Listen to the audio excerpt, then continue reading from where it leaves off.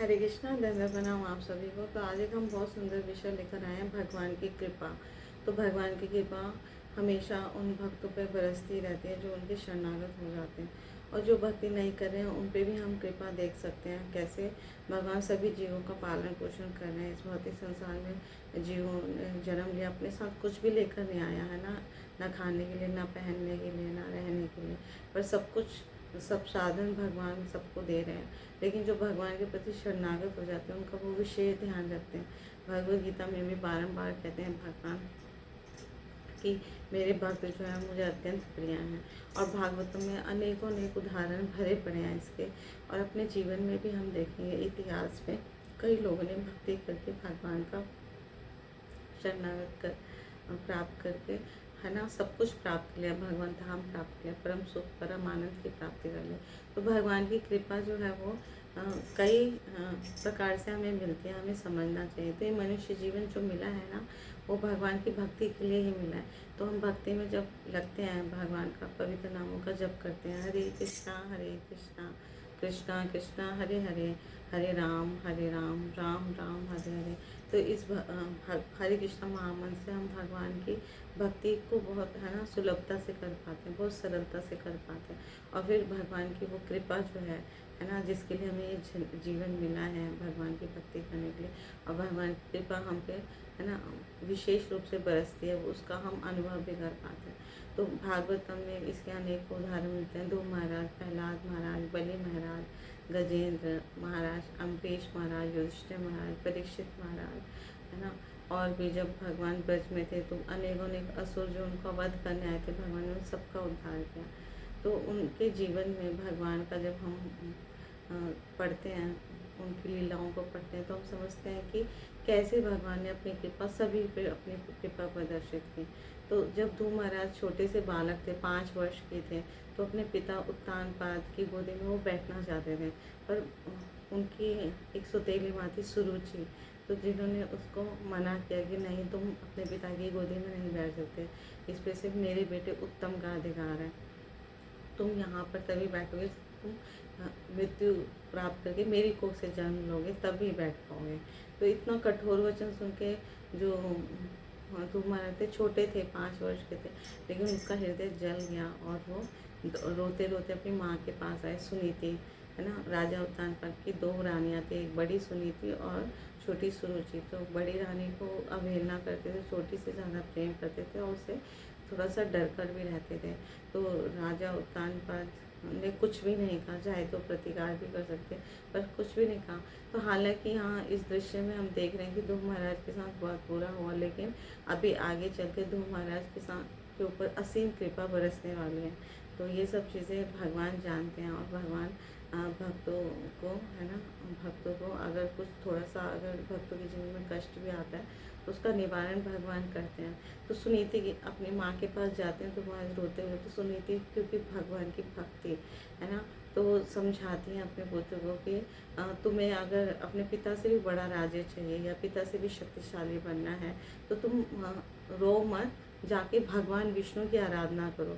तो सुरुचि ने क्रोध में कहा था ध्रुव महाराज को कि इसके लिए तुम्हें जंगल में जाके भगवान विष्णु की तपस्या करनी पड़ेगी, तब तुम मेरे कोख से जन्म लोगे, तब तुम राजा के सिंहासन पे बैठ सकते हो, राजा की गोद में बैठ सकते हो। तो सुनीति जो उनकी अपनी सगी माँ थी, तो उन्होंने ध्रुव महाराज को कहा कि सुरुचि ने कुछ गलत नहीं कहा, भगवान विष्णु की आराधना करोगे तुम सब कुछ मिल जाएगा, अपने पिता से भी बढ़कर राज्य मिलेगा और वो सब कुछ मिलेगा। और तुम्हारे पिता उत्तानपाद, उनके पिता स्वयंभू मनु और उनके पिता ब्रह्मा जी, है ना, उन सबको देने वाले भगवान विष्णु हैं।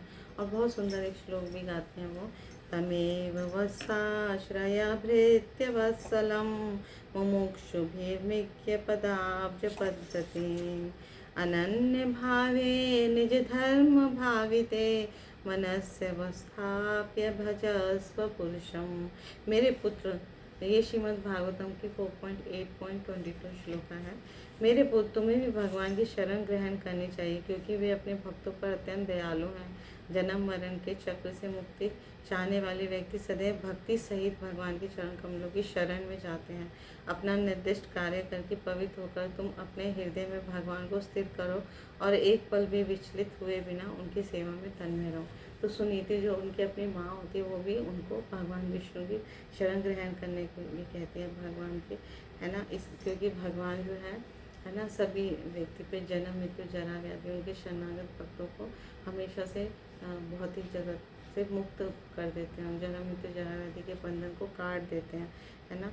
और जब कोई भी भक्त निश्चित होकर भगवान में अपना मन को स्थिर कर लेता और विचलित हुए बिना भगवान की सेवा में लग जाता है तो भगवान जो है उस पर विशेष कृपा बरसाते हैं। तो इस श्लोक में सुनीति भगवान को भृत्यवत्सल कह रहे हैं। भृत्यवत्सल भगवान अपने शरणागत जीव यानी जो उनके भक्त होते हैं उन पर अत्यंत दयालु होते हैं। तो वो सुनीति जो है वो ध्रुव महाराज को समझाती कि तुम अपनी वे माता है ना, सौतेली माता से विचलित होकर या अपमानित होकर मेरे पास आए हो, लेकिन मैं तुम्हारा भला नहीं कर सकती, क्योंकि भला करने की जो शक्ति है वो सिर्फ और सिर्फ भगवान में ही होती है। क्योंकि भगवान अपने भक्तों पे इतने दयालु होते हैं कि अगर उनके पास कोई जाता है ना, तो वो जैसे लाख लाख माताओं से भी बढ़कर अपना प्रेम देते हैं, सौहार देते हैं। तो ध्रुव महाराज इस तरह से माता के वचन सुनकर जंगल में वन में प्रवेश करते हैं। इतने छोटे से बालक पर उनका दृढ़ संकल्प दृढ़ निश्चय, जंगल में जाते हैं जब, तो उनको नारद मुनि मिलते हैं और नारद मुनि पहले उन्हें फुसलाते हैं कि ये तुम्हारी उम्र तो खेलने कूदने की है, तुम यहाँ क्या करने आए। तो ध्रुव महाराज कहते हैं कि मुझे भगवान से मिलना है, भगवान को प्राप्त करना और फिर उनसे मैं उनका दर्शन करना चाहता हूँ, उनसे कुछ मांगना चाहता हूँ। तो नारद मुनि उनका दृढ़ संकल्प देख के उनको ओम नमो भगवते वासुदेवाय इस मन से दीक्षा देते हैं और सारा है ना विधि विधान समझाते हैं। इस तरह से यमुना के किनारे आप है ना रहिए और भगवान की पूजा भक्ति कीजिए, इस तरह से वैदिक भक्ति कीजिए और सारा समझा के चले जाते हैं। तो ध्रुव महाराज इतनी कठोर तपस्या 6 महीने कठोरता से भगवान को प्रसन्न करने के लिए अपने दृढ़ संकल्प के साथ भगवान की कृपा प्राप्त करने के लिए तपस्या करते हैं और 6 महीने में ही भगवान का दर्शन प्राप्त कर लेते हैं ना, क्योंकि भगवान उनकी तपस्या से बहुत प्रसन्न होते हैं। तो जो भगवान बड़े बड़े अष्टांग योगियों को या ज्ञानियों या लाखों जनों के बाद भी उनको दर्शन नहीं कर पाते, वे भगवान 6 महीने में ध्रुव महाराज जी से प्रसन्न हो जाते हैं। तो है ना, तो क्योंकि ध्रुव महाराज भी छोटे थे तो भगवान का दर्शन करते ही उनका स्तुति नहीं कर पा रहे थे ना, असमर्थ थे स्तुति करने में, क्योंकि उनको कुछ भी समझ नहीं आता कि मैं भगवान की स्तुति कैसे करूँ। तो भगवान उनकी इच्छा को समझ के अपना शंख जो है ना, पांचजन्य शंख वो ध्रुव महाराज के सर पर स्पर्श करवाया, छोटे से ध्रुव महाराज के सर पर स्पर्श करा तो तुरंत अविरल गति से है द्रुत गति से उन्होंने सुंदर सुंदर श्लोकों से भगवान का यशोगान किया, है ना। तो भगवान हालांकि भगवान ने ध्रुव महाराज की इच्छा को जान लिया, तो वो ध्रुव महाराज की इच्छा थी कि वो ब्रह्मा से भी बढ़कर राजा की कामना लेकर आए थे, है ना। तो भगवान जो है वो जैसे ही भगवान का दर्शन किया ध्रुव महाराज तुरंत मुक्त हो गए सारी कामनाओं से, है ना। तो शुद्ध प्रेम भक्ति की कामना की, तो लेकिन फिर भी भगवान क्योंकि सबकी भौतिक इच्छाएं भी जानते हैं, तो ध्रुव महाराज को ध्रुव लोक दिया जो किसी के लिए भी असंभव है पाना, क्योंकि ध्रुव लोक जो है वो इस भौतिक जगत के पलने के बाद भी बना रहता है, वो शाश्वत धाम है एक तरह से। और उन्होंने इस भौतिक जगत में भी ध्रुव महाराज को आशीर्वाद की 36,000 वर्षों तक इस धरा धाम पे वो राज्य करेंगे, हाँ। और बहुत सुंदर सुंदर उनको आशीर्वाद दिया।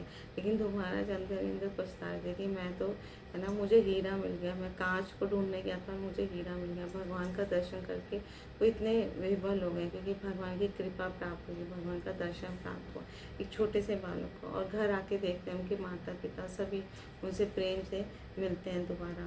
तो शिव प्रभुपाद जी अपने तात्पर्य में समझाते हैं कि भगवान इतने कृपालु हैं कि कोई अविद्या से वशीभूत होकर भी है ना, या भौतिक लाभ का इच्छुक है या है ना, भक्तों की सारी कामनाओं को वो पूरा करते हैं और साथ ही उनकी रक्षा भी करते हैं। जैसे एक नवजात गाय जो होती है अपने बछड़े की हमेशा संरक्षित करती है, सुरक्षा करती है, तो इसी तरह भगवान जो है परम स्नेही पिता है ना, तो हमेशा हमेशा हर समय हम पे कृपा बरसाते हैं, रक्षा करते हैं।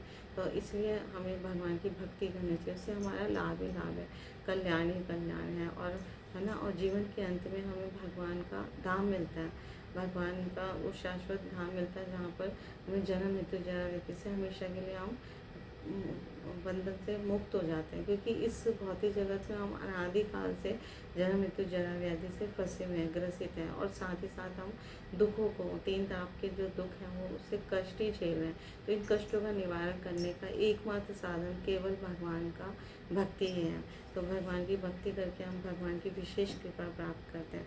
तो ध्रुव महाराज जो है ना, उनको उनको धूल लोक दिया, जिसका पलने के बाद भी अस्तित्व रहता है, और है ना हमेशा तरुण रहने का भी वरदान दिया, और ये भी वरदान कि अंत समय में तुम मेरा स्मरण कर पाओगे। तो ध्रुव महाराज जब 36,000 वर्षों तक सुखपूर्वक इस धराधाम पे रहे, और फिर जब मृत्यु का समय आया तो भगवान को स्मरण कर पाए। तो इसलिए वैकुंठ विमान, है ना, वैकुंठ लोक से विमान विष्णुदूत आए उन्हें लेने के लिए।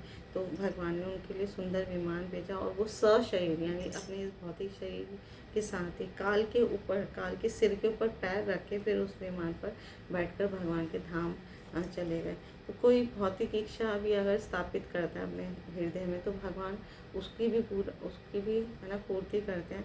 तो भगवान इतने कृपालु हैं, भक्त वत्सल हैं कि भक्त की भौतिक इच्छा पूरी करते हैं, साथ ही उसे अपने धाम में भी स्थान देते हैं शाश्वत रूप से। तो हम देखेंगे अनेक उदाहरण हैं। प्रहलाद महाराज का भी उदाहरण, कैसे नृसिंह भगवान हमेशा है ना उनकी रक्षा करते थे, क्योंकि हमेशा वो स्मरण करते रहते थे भगवान का। छोटे से बालक में थे, 5 वर्ष के प्रहलाद महाराज, उनके हृदय में अगाध भक्ति थी भगवान के प्रति। तो इसलिए भगवान का भी स्नेह उनको हमेशा मिला, रक्षा मिली, उनको सुरक्षा मिली, और कभी भी वो भक्ति के पथ से विचलित नहीं हुआ। अनेक संकट, विपद परिस्थितियों में उन्होंने हमेशा भगवान का स्मरण किया, भगवान विष्णु की आराधना की। तो बलि महाराज का भी प्रसंग देखते हैं 8वें स्कंद में, कि कैसे उनके गुरु ने जब उनको मना किया कि वामन देव जब उनसे भिक्षा लेने आए तो उनको मना किया गया, तब भी वो अपने संकल्प से अडिग रहे। तो भगवान की कृपा में उनको ऊपर विशेष कृपा बरसे। अम्बरीश महाराज को उदाहरण से देख सकते हैं। अम्बरीश महाराज ने भगवान की भक्ति में इतने अविचल श्रद्धा थे, उन्होंने 11 की 11 इंद्रियों को, अपनी एकादश इंद्रियों को भगवान की सेवा में लगा के अपना जीवन धन्य धन्य बना लिया। बाद में दुर्वासा मुनि आए उनके जीवन में, तब भी उनकी रक्षा के लिए भगवान से उन्होंने प्रार्थना की। तो अनेक उदाहरण मिलते हैं जहाँ पर हम भगवान की कृपा देखते हैं, भक्तों पर कितना बरसती है।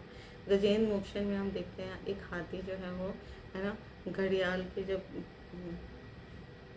बंधन में फंस गया था, एक मगरमच्छ के बंधन, तो उस मगरमच्छ के पास से हटने के लिए केवल भगवान का स्मरण किया और भगवान की स्तुति की। भगवान स्वयं ऐसे गजेंद्र की रक्षा करने के लिए आए। तो भगवान समय समय पर, हर समय पर हमेशा भक्त के साथ रहते हैं। इसलिए हम देखेंगे कि हमारे इतिहास में ना अनेकों देवताओं ने, पशुओं ने, मनुष्यों ने, सबने भगवान को भक्ति करके पा लिया। तो भगवान की कृपा हर किसी पर बरसती है, और विशेष रूप से जो भक्ति करते हैं, भगवान के शरणागत होते हैं, उनके ऊपर तो उनकी कृपा का पूरा बरसात होता है। तो इसलिए हमें ये जो मनुष्य जीवन मिला है, ये इसी के लिए मिला है कि हम भक्ति करके भगवान है ना भगवान को प्रसन्न करें। उस कलयुग में सबसे सरल और सबसे सर्वोत्तम साधन है भगवान के पवित्र नामों का कीर्तन करना। तो जब हम प्रमाणिक गुरु, साधु, शास्त्र, भगवान के पवित्र नाम, रूप, गुण, लीला, धाम का सदैव श्रवण करेंगे, कीर्तन करेंगे, स्मरण करेंगे, तो हमारा ये जीवन जो है वो धन्य धन्य हो जाएगा। इसी के लिए हमें ये मनुष्य शरीर मिला है। तो विशेष कृपा अगर भगवान की हमें प्राप्त करनी है तो हमें भगवान की भक्ति करनी चाहिए। और इन सारे उदाहरणों से हमें अपने जीवन में बहुत सारा है ना शिक्षा लेनी चाहिए कि हम इसी जीवन में भगवान को प्राप्त कर सकते हैं। भगवान सबके लिए है ना, सभी के लिए सुलभ है। इस कलयुग में भी सबके लिए सुलभ है। तो हम भगवान को सुलभता से ऐसे प्राप्त कर सकते हैं। Thank you so much. Guru Maharaj की जय, श्री प्रभुपाद की जय, आप सब भक्तवृंद की जय।